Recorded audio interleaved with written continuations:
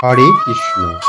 আপনাদের সবাইকে আমাদের এই চ্যানেলে সুস্বাগতম। আজকের অনুষ্ঠানে আমরা আলোচনা করব আসন্ন অন্নদা একাদশী সম্পর্কে। প্রথমে আমরা জেনে নিই 2025 সালে এই অন্নদা একাদশীর ব্রত কবে পালন করতে হবে। অন্নদা একাদশীর ব্রত আমরা পালন করব 19শে আগস্ট 2025 মঙ্গলবার। জন্মাষ্টমীর ব্রতের পরবর্তী একাদশীর ব্রত অন্নদা একাদশী ব্রত।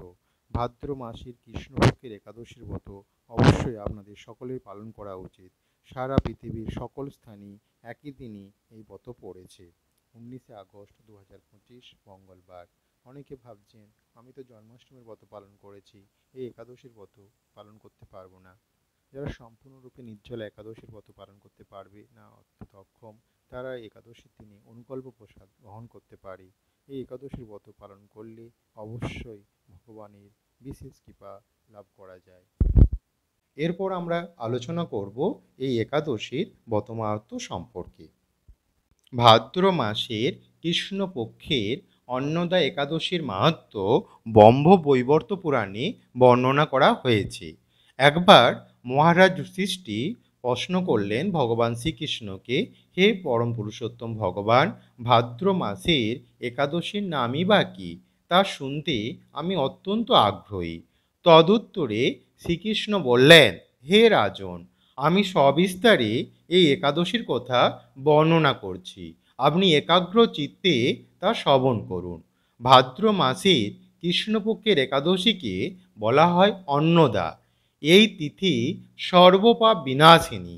যিনি শ্রীহরি অর্চনে এই ব্রত পালন করেন তিনি সর্বপাপ মুক্ত হন। এমনকি এই ব্রতের নাম সমনেই রাশি রাশি পাপ বিদূরিত হয়ে যায়। এই ব্রত প্রসঙ্গে একটি পৌরাণিক ইতিহাস রয়েছে। প্রাচীনকালে হরিশ্চন্দ্র নামে এক নিষ্ঠাপরায়ণ সত্যবাদী চক্রবর্তী রাজা ছিলেন। পূর্ব কর্মফল ও প্রতিজ্ঞার সত্যতায় রক্ষায় তিনি রাজ্যভ্রষ্ট হন। অবস্থা এমন হলো যে তিনি নিজের স্ত্রীপুত্র এবং অবশেষে নিজেকেও পর্যন্ত বিক্রি করতে বাধ্য হলেন। হে রাজেন্দ্র, এই পুণ্যবান রাজা চণ্ডালের দাসত্ব স্বীকার করেও সত্য রক্ষার্থে দৃঢ়নিষ্ঠা প্রদর্শন করেছিলেন। তিনি শ্মশানে মৃত ব্যক্তির বস্ত্র কররূপে গ্রহণ করতেন। এইভাবে তাঁর বহু বছর কেটে গেল।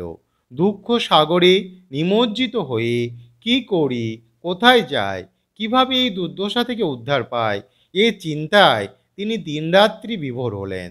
এমন সময় দৈবক্রমে পরদুঃখ দুঃখী গৌতম ঋষি রাজার কাছে এলেন। রাজা মুনিকে দর্শন করে ভক্তি ভরে প্রণাম করলেন। করজোড়ে তার সামনে দাঁড়িয়ে একে একে নিজের সমস্ত কথা জানালেন। রাজার দুঃখের কথা শুনে মুনিবর বিস্ময়াপন্ন হলেন। অত্যন্ত ব্যথিত হয়ে তিনি বললেন, হে রাজন, ভাদ্র মাসের কৃষ্ণপক্ষের একাদশী অন্নদা নামে জগতে প্রসিদ্ধ।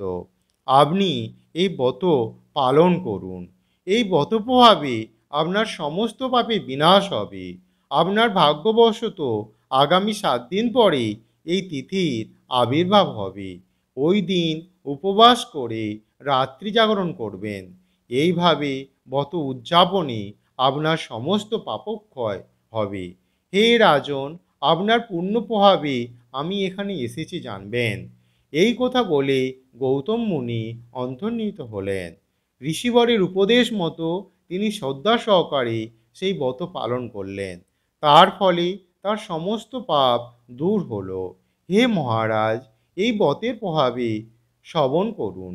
যথাবিধি এই ব্রত পালন করলে বহু বৎসরের দুঃখ ভোগের অবসান হয়। ব্রতের প্রভাবে রাজা হরিশ্চন্দ্র সকল দুঃখ সমাপ্ত হলো। পুনরায় তিনি স্ত্রীকে ফিরে পেলেন এবং তার মৃতপুত্র জীবিত হলো। আকাশ থেকে দেবগণ দুন্দিবি বাদ্য ও পুষ্প বর্ষণ করতে লাগলেন। নিষ্কণ্ঠ রাজ্যসুখ ভোগ করে অবশেষে আত্মীয় স্বজন ও নগরবাসী সহ স্বর্গে গমন করলেন। যে মানুষ নিষ্ঠা সহকারে এই ব্রত পালন করেন তিনি শ্রীহরির চরণে ভক্তি লাভ করে অবশেষে দিব্যধামে গমন করেন। এই ব্রতের মাহাত্ম্য পাঠ ও শ্রবণে অশ্বমেধ যজ্ঞের ফল লাভ হয়ে থাকে। হরে কৃষ্ণ। আমরা আলোচনা করব একাদশীর আদর্শ নিয়ম কি। এটা অলরেডি আমাদের অন্যান্য ভিডিওতে এটা দেখানো আছে, বিস্তারিত আলোচনা আছে, তাও আজকের এই অনুষ্ঠানে আমি সংক্ষেপে বলছি। একাদশীর আদর্শ নিয়ম 3 দিন ধরে থাকে। এটা শুরু হয়ে যায় দশমীর দিন থেকে। দশমীর দিন আমাদেরকে নিরামিষ আহার গ্রহণ করায় বাঞ্ছনীয়। ওই দিন ভগবান শ্রী বিগ্রহ বা আলক্ষ্যের সামনে আমাদেরকে সংকল্প করতে হয়। সংকল্প মন্ত্র জানা থাকলে ভালো, তা না হলে ভগবানের উদ্দেশ্যে বলতে হয়, হে ভগবান, আগামীকাল আমি কোনো রকম খাদ্যশস্য অর্থাৎ পঞ্চ খাদ্যশস্য গ্রহণ করব না এবং ইন্দ্রিয় তৃপ্তি, পাপকর্ম ইত্যাদি থেকে আমি নিজেকে বিরত রাখব, মিথ্যা কথা বলবো না, এইগুলো বলে শপথ করা উচিত এবং আমি যেন পরের দিন একাদশীটা ঠিকঠাক করে পালন করতে পারি। এরপর একাদশীর দিন ব্রহ্ম মুহূর্তে অর্থাৎ সূর্য ওঠার আগে প্রাতকাল সেরে স্নান করে ভগবানের মঙ্গল আরতি করে যত বেশি সম্ভব জপ করতে পারলে খুব ভালো হয়। শাস্ত্রগ্রন্থ পাঠ করলে ভালো, আর উপবাস থাকতে পারলে খুবই ভালো। আর যদি না পারা যায় তাহলে সামান্য ফল, দুধ, একাদশীর যে খাবারগুলো খাওয়া যায় যেমন কুমড়ো, কাঁচা কলা, পেঁপে, আলু, সূর্যমুখী তেল কিংবা বাদাম তেল, এইগুলো দিয়ে কোনো সবজি তৈরি করে ভগবানের উদ্দেশ্যে দেখিয়ে সেইগুলো গ্রহণ করা যেতে পারে, অর্থাৎ অনুকল্প প্রসাদ। তবে খুব বেশি সম্ভব খাবার না খাওয়াই ভালো, কারণ একাদশী তো মানে তো ফাস্টিং নট ফিস্টিং, অর্থাৎ উপবাস করা, আমাদের ফিস্ট না করার মতো না করাটাই ভালো। আর যত সম্ভব বেশি জপ যতই করা যায় বা শাস্ত্রগ্রন্থ পাঠ করা যায় সেই সম্পর্কে সচেতন থাকা উচিত। হরে কৃষ্ণ। একাদশী করলে পারণ তার পরের দিন নির্দিষ্ট সময়ের মধ্যেই করতে হয়। আর ওই দিন সকাল সকাল ঘুম থেকে উঠে অর্থাৎ ব্রাহ্ম মুহূর্তে ঘুম থেকে উঠে প্রাতকর্ম সেরে স্নান করে ভগবানের মঙ্গল আরতি দর্শন দেখিয়ে আর পারণ মন্ত্র বলে, পারণ মন্ত্রটা হচ্ছে অজ্ঞান তিমিরান্ধস্য বত নানেন কেশব ওষিদ সম্মুখ নাত জ্ঞানোদৃষ্টি পদভ্রব।